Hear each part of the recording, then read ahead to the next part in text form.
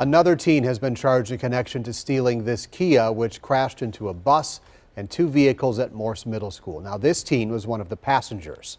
Another passenger in that crash is still fighting for his life. Julia Fellow now to explain what could happen to those who've been charged. Julia? And Steve, we are not able to see the name or the age of this second person that has been charged related to stealing this Kia. But if the teen is under 15 years old, the charges against them still won't stick for them to be waived into adult court.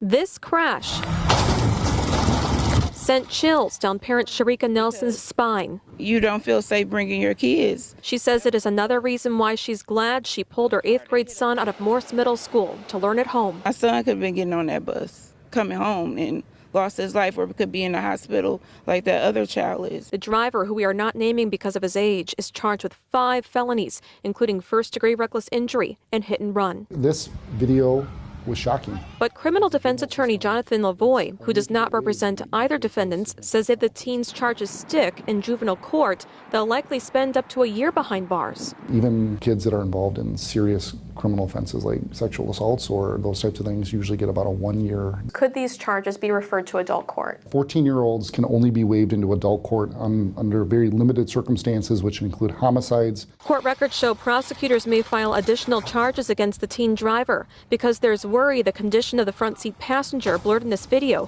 could turn grave. Right now, he remains in a medically induced coma, sustained a crushed skull, fractured arm, and brain bleed that required surgery. LaVoy says juvenile court is less about punishment and more about rehabilitation, but worries there's not enough resources to help, and this may just keep happening. There's just not a lot of programs available other than just locking him up in Lincoln Hills at this point. Very few juveniles go there because judges don't want to send kids to that environment.